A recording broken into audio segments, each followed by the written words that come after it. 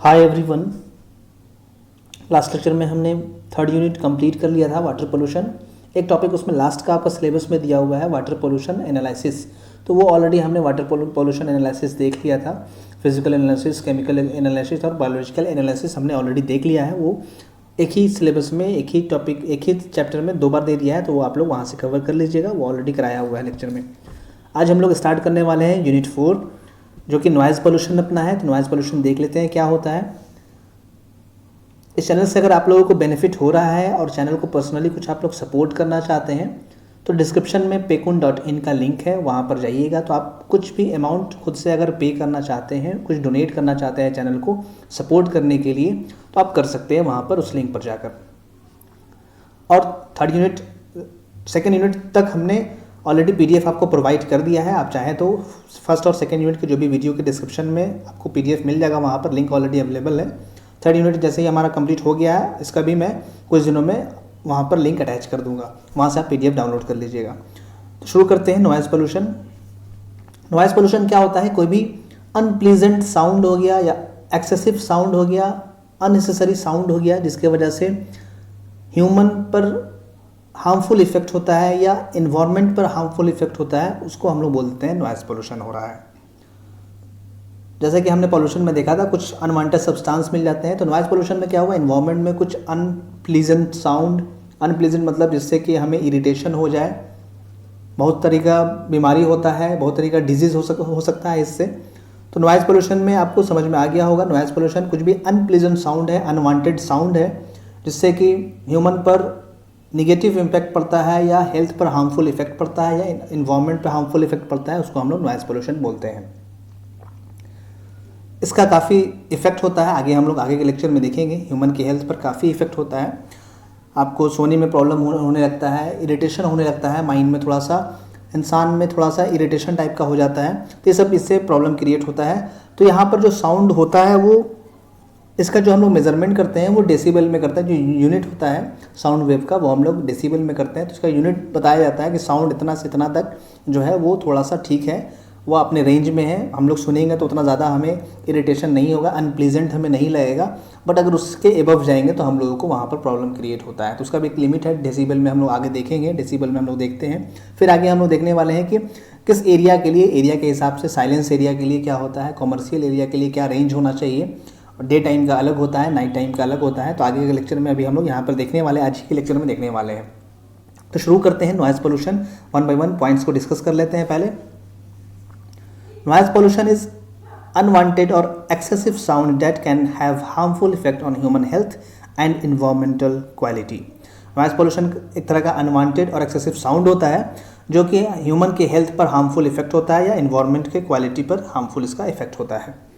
जो भी अनवांटेड या अनप्लीजेंट साउंड हो गया, जैसे ऑब्जेक्टिव में भी पूछता है कि नॉइज़ पोल्यूशन कब हम बोलते हैं, तो वहाँ पर ऑप्शन में रहेगा अनप्लीजेंट साउंड या अनवांटेड साउंड। तो कोई भी अनवांटेड साउंड है मतलब हमारे लिमिट से बियॉन्ड है वो। अनप्लीजेंट मतलब हमें सुनने में अच्छा नहीं लग रहा है, वो अनप्लीजेंट है हमारे लिए, हमारे सुनने के लिए वो नहीं है, तो उसको हम लोग बोल देते हैं कि नॉइज़ पोल्यूशन है। कुछ भी हो सकता है इसके अंदर। कोई अगर बगल में आपके बगल में 4 व्हीलर है या बाइक है, वो कंटिन्यूस हॉर्न बजा रहा है, तो वो आपके लिए अनप्लीजेंट है, वो भी एक तरह का नॉइज़ पोल्यूशन में आ सकता है। आगे देख लेते हैं।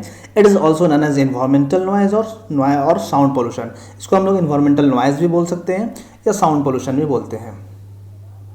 Noise pollution also caused when the loudness of sound becomes irritating और अनबियरेबल।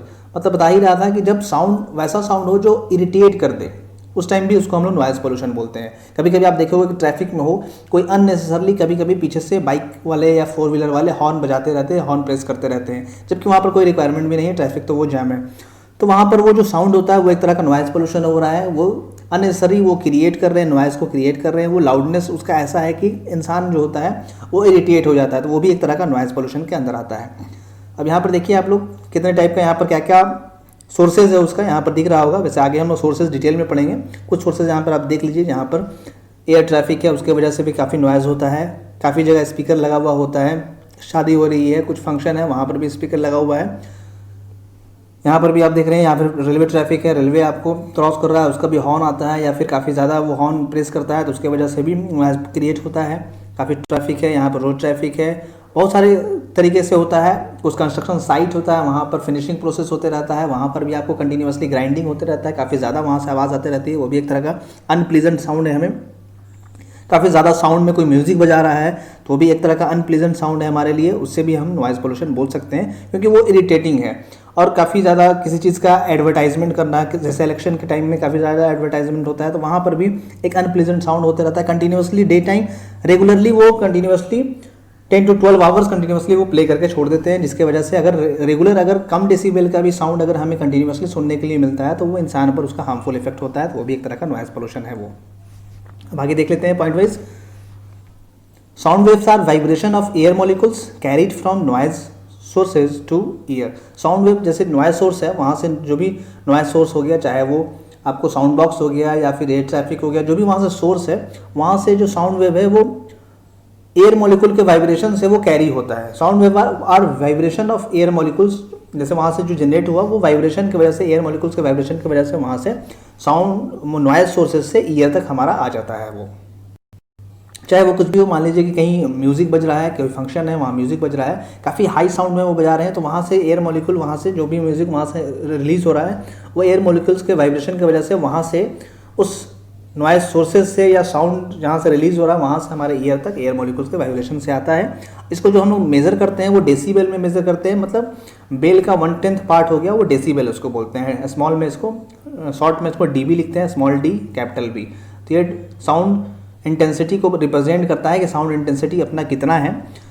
अगर ज़्यादा डेसिबल है, मान लीजिए कि 100 डेसिबल है, तो बोला जाएगा वहाँ पर साउंड का इंटेंसिटी काफ़ी ज़्यादा है, और अगर 10 है, 20 है, तो बोला जाएगा कि साउंड का इंटेंसिटी जो है वो वहाँ पर काफ़ी कम है।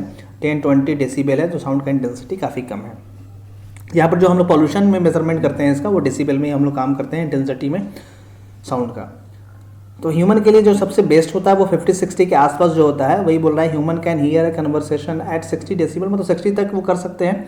वैसे वो प्लेस के हिसाब से वो चेंज भी होता है, मान लीजिए कोई इंडस्ट्रियल एरिया है तो वहाँ पर थोड़ा सा हाई लिमिट भी दिया जाता है, 75 तक भी दे दिया जाता है। बट नॉर्मली जिसमें ह्यूमन प्लेजेंट थोड़ा सा रहे, जिसमें थोड़ा कंडीशन उसका ठीक रहे, तो वहाँ पर 60 डेसिबल तक बोला जाता है कि वहाँ तक वो सुन सकते हैं। और स्टार्टिंग तो 10 से स्टार्ट हो सकता है, 0 डेसिबल 10 डेसिबल से स्टार्ट होता है, वहाँ से वो 10 डेसिबल से वो सुन सकते हैं, और मैक्सिमम जो है वो 60 डेसिबल तक उनका जो सुनना होता है वो प्लीजेंट होता है। उसके बाद भी ऐसा नहीं कि वो नहीं सुन पाएंगे, बट उनसे क्या होगा, थोड़ा सा इरिटेशन होगा, हेल्थ पर उसका निगेटिव इम्पैक्ट होगा, हार्मफुल इफेक्ट होगा, इसलिए बोला जाता है 60 डेसिबल तक थोड़ा सा ठीक है। और WHO ने भी एक लिमिट दिया है 70 डेसिबल का, आप देख लीजिए आगे नेक्स्ट पॉइंट में वही बोल रहे हैं। According to World Health Organization, मतलब WHO ने, sound levels less than 70 decibel are not damaging.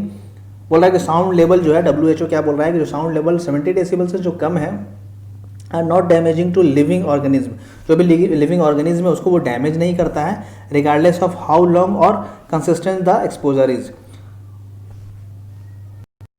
तो यहाँ पे वही बोला है कि WHO ने एक लिमिट दिया है कि 70 डेसिबल से अगर कम है वो, तो क्या होता है, चाहे वो कितनी देर तक भी वो सुने उसको, तो वो डैमेज नहीं करता है, जो भी लिविंग ऑर्गेनिज्म है उसके ईयर को वो डैमेज नहीं करता है। इसलिए एक 70 डेसिबल से कम है अगर, तो वही बोल रहा था इस वाले पॉइंट में 60 डेसिबल तक वो उनका थोड़ा सा ठीक कंडीशन रहता है। जैसे ही मान लीजिए कि अगर हम लोग 85 डेसिबल कर देंगे और कंटिन्यूसली वो सुनते रहेंगे, उनको कंटिन्यूसली उस नॉइज़ के कॉन्टैक्ट में रहेंगे वो, तब क्या होगा, वहाँ पर उसका हार्मफुल इफेक्ट होगा, वहाँ पर इरिटेशन हो सकता है, डिफरेंट टाइप का वहाँ पर डिजीज़ क्रिएट हो जाता है। आगे हम लोग देखेंगे। अभी यहाँ देखिए आप लोग, वही बताया गया है, exposure for more than 8 hours to constant noise beyond 85 decibel may be hazardous. क्या होता है कि अगर हम लोग 8 आवर्स कंटिन्यूसली यहाँ पर सुन रहे हैं और वैसा नॉइज़ को सुन रहे हैं जो 85 डेसिबल से ज़्यादा है, तब क्या होगा, वो हमारे ईयर्स के लिए हजार्डस हो जाएगा, काफ़ी ज़्यादा उसका नेगेटिव इम्पैक्ट होता है, हार्मफुल इफेक्ट हमारे ईयर के जो ड्रम होता है, ईयर जो होता है जहाँ से हम लोग सुनते हैं, वहाँ पर निगेटिव इम्पैक्ट होता है। तो कभी कभी आप देखते होगे काफ़ी स्पीकर लगा हुआ होता है, काफ़ी ज़्यादा नॉइज़ होता रहता है, या फिर कहीं आप ट्रैवल कर रहे हैं और कंटिन्यूसली वहाँ पर हॉर्न मिल रहा है आपको, कंटिन्यूसली वहाँ पर साउंड मिल रही है, तो आपको वहाँ पर थोड़ा सा इरिटेशन लगने लगता है, थोड़ा सा आपको टायर्डनेस लगने लगता है। तो इफेक्ट वही होता है, नॉइज़ पोल्यूशन की वजह से ही होता है।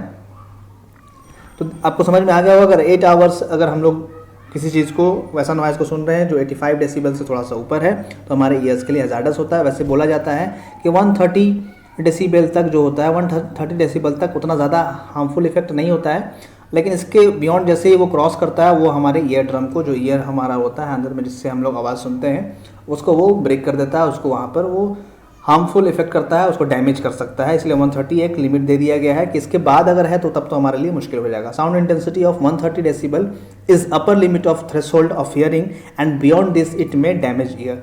बोल रहा है कि अपर लिमिट तो है ये, लेकिन इसके बाद जैसे ही वो क्रॉस करेगा वो क्या कर देगा, ईयर को डैमेज भी कर देगा। वहाँ पर ईयर अगर डैमेज हो सकता है, फिर आप लोग का सुनना जो होता है, सुनने की कैपेसिटी होती है, हियर करने की कैपेसिटी होती है, वो आपका डैमेज हो जाएगा, वो आप फिर सुन नहीं पाओगे। तो 130 अपर लिमिट है। ऐसे साउंड पोल्यूशन ये भी है, बट क्या हो गया है कि उससे अगर ज़्यादा चल गए तो हमारा डैमेज हो जाएगा। और अगर प्लीजेंट साउंड है तो हमारा 60 to 70 बोला गया है कि हमारे लिए बेस्ट है, उससे ऊपर नहीं जाना चाहिए। अगर हमारा रेसिडेंशियल एरिया है या थोड़ा सा कमर्शियल एरिया है तो हमारे लिए इतना ठीक है, 60 to 70 डेसिबल। इसके ऊपर बियॉन्ड अगर चले गए हैं और कंटिन्यूसली हम लोग उसको सुन रहे हैं, हियर कर रहे हैं, तो हमारे लिए काफ़ी ज़्यादा इरिटेटिंग होगा और हार्मफुल इफेक्ट होगा, तो वो भी नॉइज़ पोल्यूशन के अंदर में आ जाएगा। आगे देख लेते हैं। यहाँ पर कुछ लिमिट्स दिया गया है, एक रूल्स बनाए गए थे। जैसे कि हमने पोल्यूशन के 3 रूल्स ऑलरेडी हमने देखा था, the water act, the air act and the environment act. उसके बाद एक नॉइज़ पोल्यूशन के लिए भी एक्ट बनाया गया जो 2000 में बनाया गया है। तो इसमें क्या है, according to noise pollution rules 2000 में जो लाया गया, वहाँ पर कुछ एरिया वाइज कैटेगराइज किया गया है कि किस एरिया में क्या लिमिट होना चाहिए नॉइज़ का। जो हमने इंटेंसिटी, नॉइज़ इंटेंसिटी का लिमिट देखा था, उसका क्या लिमिट होना चाहिए। ये आपके कंपटीशन के एग्जाम में भी इनसे पूछ देता है क्वेश्चन कि रेसिडेंशियल एरिया में डे टाइम में क्या होना चाहिए, नाइट टाइम में क्या होना चाहिए। और वैसे मैं बता दूं, नाइट टाइम का जो टाइम दिया गया है वो 10 PM to 6 AM का दिया गया है। तो आपको वैसे भी पता होगा, कहीं कहीं आप टाउन में देखते होंगे कि 10 AM के बाद आपको कोई भी पार्टी करने का काफ़ी लाउड म्यूज़िक के साथ, डीजे के साथ अलाउ नहीं रहता है। कोई फंक्शन हो गया, वहाँ से आपको परमिशन लेना पड़ता है, या फिर आपको अगर वहाँ चाहे तो आपको गवर्नमेंट जो है वहाँ पर आप पर एक्शन ले सकती है या फिर उस साउंड को बंद करवा सकती है। इसलिए 10 PM के बाद आपको वहाँ पर अलाउ नहीं रहता है। तो नाइट टाइम नॉइज़ पोल्यूशन के अकॉर्डिंग, जो इस रूल के अकॉर्डिंग है, वो 10 PM से 6 AM तक का ही होता है। उसके बाकी जो छोड़ के होता है वो डे टाइम में आ जाता है।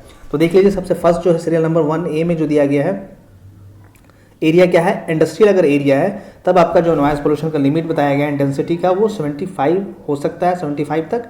और नाइट टाइम में ये 70 होता है। तो हमेशा नाइट टाइम का जो इंटेंसिटी होगा वो हमेशा कम होगा। आपको दिख रहा होगा, यहाँ 75 है तो यहाँ 70 है, यहाँ 65 है तो यहाँ 55 है, यहाँ 55 है तो यहाँ 45 है, यहाँ 50 है तो 40 है। हमेशा आपको कम ही दिख रहा होगा। कमर्शियल एरिया मतलब कमर्शियल एरिया जहाँ पर मॉल हो गया, शॉपिंग कम्प्लेक्स हो गया, कुछ बिजनेस पर्पस के लिए जो यूज़ करते हैं वो हो गया। तो डे टाइम में वहाँ पर 65 बताया गया है और नाइट टाइम में 55 है, 65 है और 55 है। उसके बाद रेसिडेंशियल एरिया में, मतलब जहाँ पर हम लोग रहते हैं, जो घर है, रेसिडेंशियल एरिया में 55 होता है और नाइट टाइम में क्या होता है, 45 होता है। मतलब थोड़ा सा वेरी है। अगर नाइट है और हम लोग को अगर सोने के लिए चाहिए तो कम से कम 45 तक वहाँ पर एक मैक्सिमम लिमिट दिया गया है। और साइलेंस जोन है, जहाँ पर साइलेंस का रिक्वायरमेंट होता है, वहाँ डे टाइम में 50 का चाहिए। जैसे लाइब्रेरी हो गया जहाँ पर हमें साइलेंस चाहिए, हॉस्पिटल हो गया जहाँ पर साइलेंस चाहिए, तो वहाँ पर 50 हो गया। और नाइट टाइम में यहाँ पर 40 हो जाएगा। तो आप सबसे कम आपको यहाँ पर नाइट साइलेंस जोन में मिल रहा है। उसके बाद रेसिडेंशियल, उसके बाद कमर्शियल, उसके बाद इंडस्ट्रियल। इंडस्ट्रियल में काफ़ी ज़्यादा इंडस्ट्री होता है, वहाँ पर काफ़ी ज़्यादा नॉइज़ क्रिएट होते रहता है, तो वहाँ पर तो कोई ऑप्शन है नहीं, इसलिए वहाँ पर लिमिट थोड़ा ज़्यादा दिया गया है। तो 75 दिया गया है और नाइट टाइम में 70 दिया गया है। इससे बियॉन्ड अगर जाता है तो इस रूल के अगेंस्ट में, रूल को ब्रेक करने के अगेंस्ट में उन पर एक्शन लिया जा सकता है। इसलिए ये सब डिफरेंट टाइप के रूल्स दिया गया है। यहाँ पर कुछ लिमिट्स दिया गया है। ये काफ़ी इंपॉर्टेंट भी है, VVI है आपके कंपटीशन एग्जाम के लिए।